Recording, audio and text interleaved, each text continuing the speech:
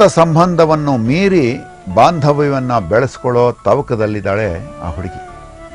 ಒಮ್ಮೊಮ್ಮೆ ಇಂಥ ಬಂಧಗಳೇ ನಮ್ಮ ಬದುಕಿನಲ್ಲಿ ಗಟ್ಟಿಯಾಗಿ ಉಳ್ಕೊಳ್ಳೋದು. ಜೊತೆಗೆ ಹುಟ್ಟಿದವ್ರಿಗಿಂತ ಬದುಕಿನ ಯಾವುದೋ ಒಂದು ಘಟ್ಟದಲ್ಲಿ ಬಂದು ಸೇರಿಕೊಳ್ಳೋ ಇಂಥ ಸಂಬಂಧಗಳನ್ನು ಸ್ನೇಹ ಅಂತ ಕೂಡ ಕರಿಬೋದು. ನಿನ್ನೆ ಸಂಚಿಕೆಯಲ್ಲಿ ವಿಶ್ವನಿಗೆ ಜೊತೆಯಾದ ಹುಡುಗಿ ಸ್ನೇಹವನ್ನು ದಾಟಿ ಅವನನ್ನು ಅಣ್ಣ ಅಂತ ಕರೆದಿದ್ದಾಳೆ. ಮುಂದೆ ಏನಾಗುತ್ತೆ ಬನ್ನಿ ನೋಡೋಣ.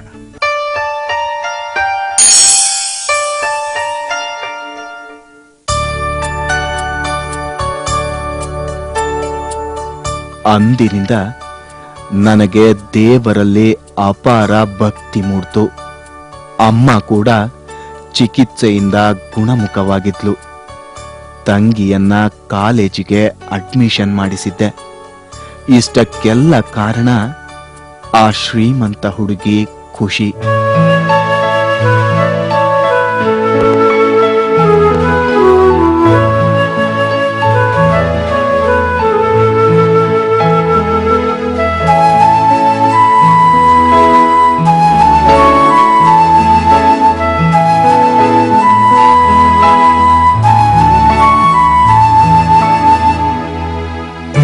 ಅದೇ ಸಮಯಕ್ಕೆ ನಮ್ಮ ಮನೆಗೆ ಬಂದಳು.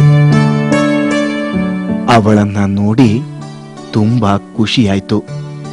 ಅಮ್ಮನಿಗೆ ತಂಗಿಗೆ ಅವಳನ್ನ ಪರಿಚಯಿಸಿದೆ.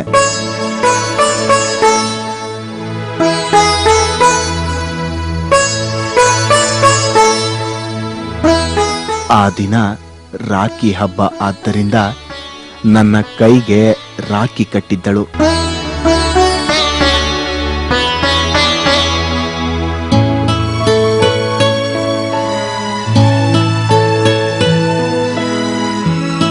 ಆದ್ರೆ ಅವಳಿಗೆ ಕೊಡಲು ನನ್ನಲ್ಲಿ ಏನೂ ಇರಲಿಲ್ಲ.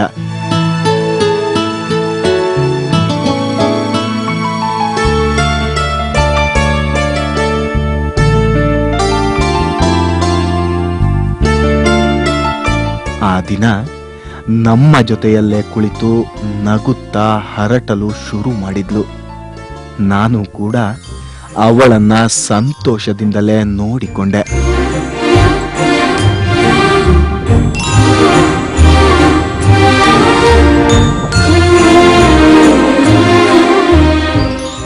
ರಾತ್ರಿ ಅಂಗಳದಲ್ಲಿ ಕುಳಿತು ಅಮ್ಮನ ಕೈತುತ್ತು ತಿಂದ್ವಿ.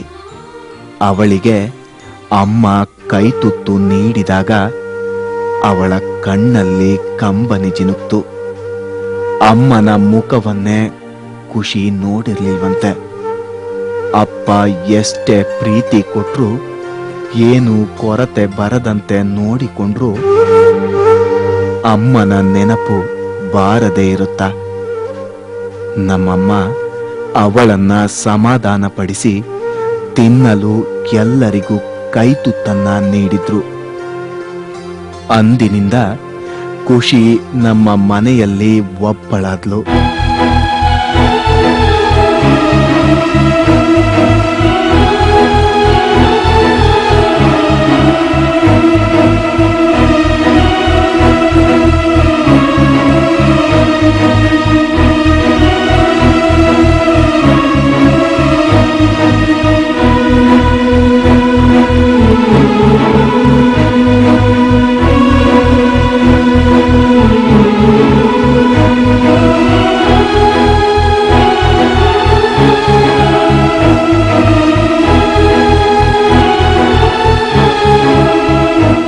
ಮತ್ತೊಂದು ದಿನ ಅವಳು ಅವರ ಮನೆಗೆ ವಾಪಸ್ ಹೋಗುವಾಗ ಖುಷಿಗೆ ಏನಾಯ್ತೋ ಗೊತ್ತಿಲ್ಲ.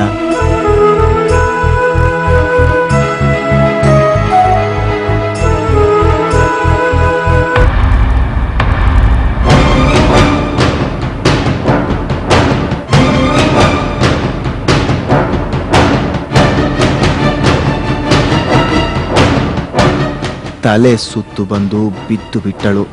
ಅದನ್ನ ಕಂಡ ನಾನು ಅವಳನ್ನ ಹಿಡಿದು ಎಚ್ಚರಿಸುವ ಪ್ರಯತ್ನ ಮಾಡಿದೆ. ಅಮ್ಮ ಕೂಡ ಗಾಬರಿಯಿಂದ ಬಂದವರೇ ಹೋಗಿ ನೀರು ತಂದು ಅವಳ ಮುಖಕ್ಕೆ ಎರಚಿದರು.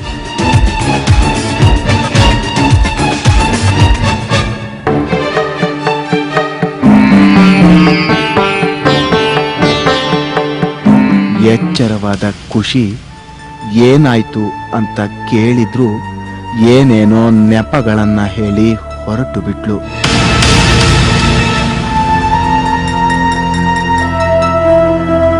ಆದ್ರೆ ಅವಳ ಮುಖದಲ್ಲಿ ಯಾವುದೋ ಒಂದು ಸತ್ಯವನ್ನ ಮುಚ್ಚಿಟ್ಟಂತಿತ್ತು.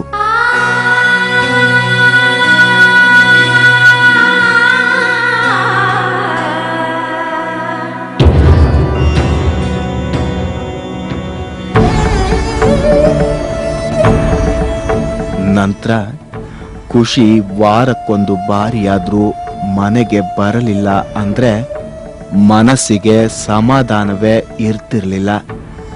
ನಮ್ಮ ಮನೆಯಲ್ಲಿ ಎಲ್ಲರಿಗೂ ಅವಳನ್ನ ನೋಡಬೇಕು ಅನ್ನಿಸ್ತಾ ಇತ್ತು.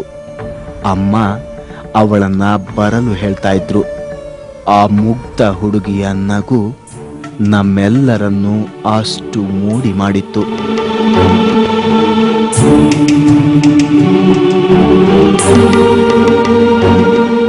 ಖುಷಿ ಅವರ ತಂದೆಯೊಂದಿಗೆ ಕೈಯಲ್ಲೊಂದು ಫೈಲ್ ಹಿಡಿದು ನಮ್ಮ ಮನೆಗೆ ಬಂದಿದ್ದಳು.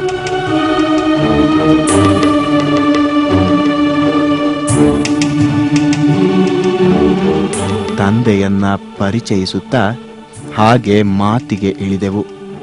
ಅಮ್ಮ ಕೂಡ ಅವರನ್ನ ಪರಿಚಯ ಮಾಡಿಕೊಂಡು ಟೀ ತರಲು ಒಳ ಹೋದ್ಲು. ಅವರು ಹೋಗುತ್ತಿದ್ದಂತೆ ಖುಷಿ, ಅಣ್ಣ, ಇವತ್ತಿಂದ ನಾನು 1 ವರ್ಷ ನಿನ್ನ ನೋಡಕ್ಕಾಗಲ್ಲ ಅಂದ್ಲು. ಆ ಮಾತಿಂದ ಗಾಬರಿಯಾದ ನಾನು, ಏನ್ ಹೇಳ್ತಿದ್ಯಮ್ಮ ಅನ್ನುವಷ್ಟರಲ್ಲಿ ತನ್ನ ಬ್ಯಾಗ್ನಿಂದ ಒಂದು ಚೆಕ್ ಅನ್ನ ನನಗೆ ಕೊಟ್ಲು.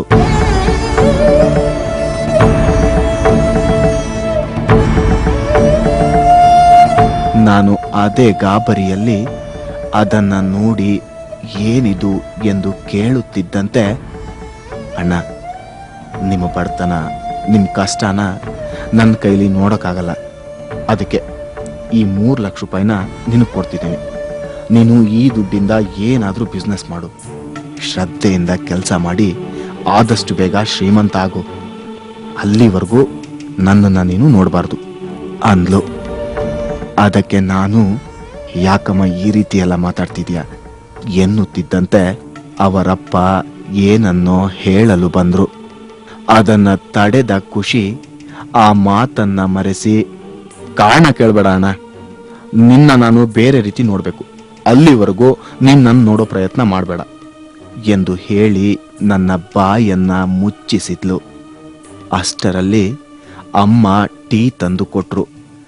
ಅದನ್ನ ಕುಡಿದು ಅಲ್ಲಿಂದ ಅವರಿಬ್ಬರು ಹೊರಟು ಹೋದ್ರು.